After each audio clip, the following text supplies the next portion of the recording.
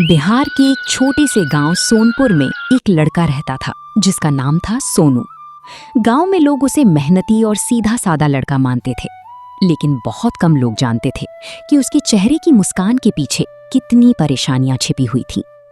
सोनू का परिवार बहुत गरीब था।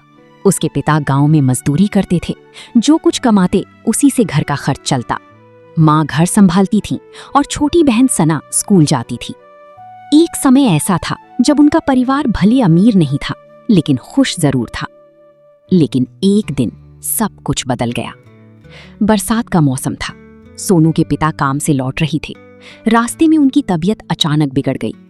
गांव वालों ने उन्हें अस्पताल पहुंचाया, लेकिन डॉक्टर उन्हें बचा नहीं सके। उस दिन के बाद घर की खुशियां जैसे कहीं खो गईं। सोनू तब सिर्फ 17 साल का था। पिता के जाने के बाद घर की पूरी जिम्मेदारी उसके कंधों पर आ गई। माँ अक्सर रात में रोती थी। सना अपने पिता को याद करके चुपचाप बैठ जाती थी। और सोनू, वो हर किसी के सामने मजबूत बनने की कोशिश करता था। लेकिन कई रातें ऐसी होती थीं जब वो अकेले बैठकर आंसू बहाता था।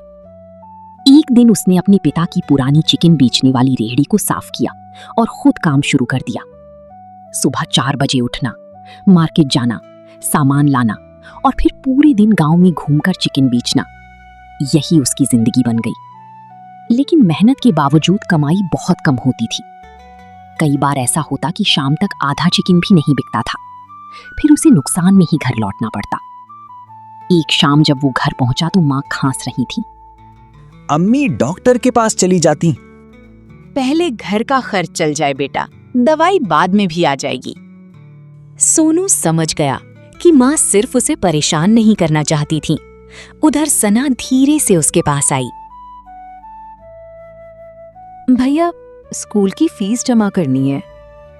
सोनू कुछ पल के लिए चुप हो गया। जेब में सिर्फ 120 रुपए थे और फीस थी 600 रुपए। उसने मुस्कुराकर कहा, हो जाएगी जमा, तू चिंता मत कर। लेकिन उस रात उसे नींद नहीं आई। सोनू ने मन ही मन कहा, अब्बू, अगर आप होते तो सब आसान होता। मैं कोशिश तो बहुत कर रहा हूँ, लेकिन समझ नहीं आ रहा कि आगे क्या करूँ। अगले दिन भी वही हुआ। सुबह से शाम तक मेहनत और बहुत कम कमाई। धीरे धीरे कर्ज भी बढ़ने लगा। गांव का राशन वाला पैसे मांग रहा था। दवाई वाला उधार देने से मना कर चुका था और सना की फीस अब तक जमा नहीं हुई थी। एक दिन स्कूल से लौटकर सना रोने लगी। क्या हुआ? मैडम ने कहा है कि फीस जमा नहीं हुई तो नाम काट दिया जाएगा। ये सुनकर सोनू के दिल पर जैसे चोट लगी। उसने बहन के सिर पर हाथ रखा। जब तक मैं जिंदा हूँ, तेरी पढ़ाई नहीं रुकेगी। लेकिन अंदर ही अंदर वो टूट चुका था। उसे समझ नहीं आ रहा था कि आखिर इतनी मेहनत के बाद भी जिंदगी क्यों नहीं बदल रही। उसी रात उसने फैसला किया कि अब कुछ नया करना होगा, कुछ ऐसा जो उसकी किस्मत बदल सके। उसे नहीं पता था कि अगले कुछ दिनों में उसकी जिंदगी पूरी तरह बदलने वाली है। गरीब चिकन बेचने वाले सोनू की सफलता की कहानी। भाग 2, किस्मत बदलने वाला फैसला। अगली सुबह भी सोनू हमेशा की तरह जल्दी उठ गया, लेकिन आज उसके मन में एक अलग ही बेचैनी थी। पूरी रात वो सोचता रहा था कि आखिर ऐसा क्या किया जाए जिससे उसकी कमाई बढ़ सके। वो चिकन लेकर चौराहे पर पहुंचा और आवाज लगाने लगा, ताजा चिकन ले लो, ताजा चिकन। लेकिन पहले की तरह लोग आते, देखते और आगे बढ़ जाते। दोपहर तक मुश्किल से कुछ किलो चिकन बिका। सोनू का दिल बैठने लगा। तभी उसका पुराना दोस्त नदीम शहर से गांव आया। अरे सोनू, कैसा है? सोनू फीकी मुस्कान के साथ बोला, जैसा दिख रहा हूँ वैसा ही हूँ। नदीम ने उसकी उदासी भांप ली। दोनों पास की चाय की दुकान पर बैठ गए। कुछ देर बाद नदीम बोला, तुझे पता है तेरी सबसे बड़ी समस्या क्या है? गरीबी? नहीं। फिर तू वही कर रहा है जो सब करते हैं। सोनू समझ नहीं पाया। नदीम ने कहा, शहर में मैंने देखा है कि लोग सिर्फ खाना नहीं बेचते, अनुभव बेचते हैं, खुशबू बेचते हैं, स्वाद बेचते हैं। फिर उसने तवा चिकन के बारे में बताया। बड़े लोहे के तवे पर मक्खन, मसाले और धीमी आंच में पकने वाला चिकन, जिसकी खुशबू दूर दूर तक फैल जाती थी। सोनू ध्यान से सुनता रहा। उस रात वो घर पहुंचा और देर तक सोचता रहा। उसके पास ज्यादा पैसे नहीं थे, लेकिन उसके पास हिम्मत थी। अगले दिन उसने अपनी छोटी सी बचत निकाली, कुछ नए मसाले खरीदे, एक पुराना तवा खरीदा और घर लौट आया। माँ ने पूछा, बेटा ये सब क्या है? अम्मी, किस्मत बदलने की तैयारी है। रात भर सोनू मसालों के साथ प्रयोग करता रहा। कभी नमक ज्यादा हो जाता, कभी मिर्च, कभी स्वाद फीका रह जाता। कई बार उसने पूरा मसाला फेंक दिया, लेकिन हार नहीं मानी। लगातार 3 रातों तक वो मेहनत करता रहा। चौथी रात आखिरकार उसे वो स्वाद मिला जिसकी वो तलाश कर रहा था। उसने सबसे पहले माँ को चखाया। माँ ने एक टुकड़ा खाया और मुस्कुरा दी। बेटा, ये तो बहुत स्वादिष्ट है। सना भी खुशी से बोली, भैया ऐसा चिकन तो मैंने कभी नहीं खाया। ये सुनकर सोनू की आंखों में उम्मीद लौट आई। अगली सुबह वो अपने नए तवे के साथ चौराहे पर पहुंचा। लोग उसे देखकर हैरान हो गए।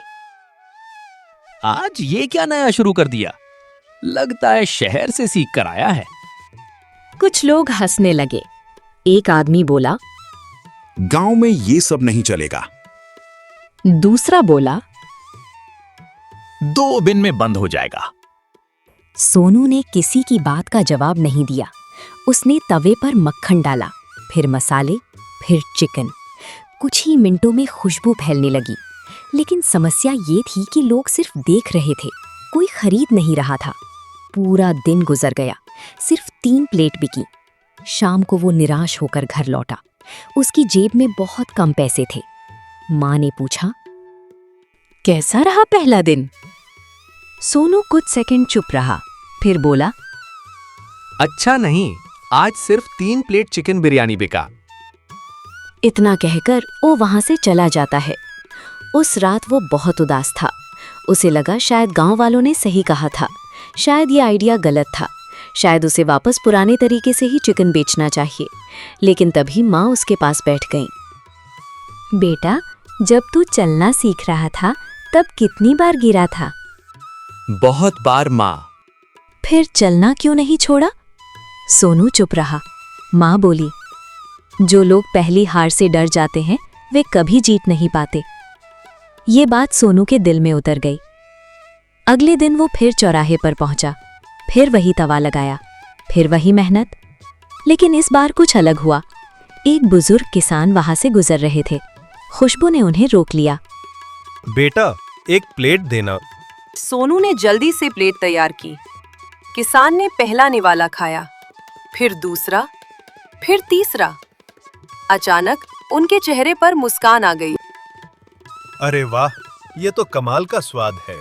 उन्होंने वही खड़े लोगों से कहा, तुम लोग क्या सोच रहे हो? एक बार खाकर देखो। बस यहीं से सोनू की जिंदगी का सबसे बड़ा मोड़ शुरू होने वाला था।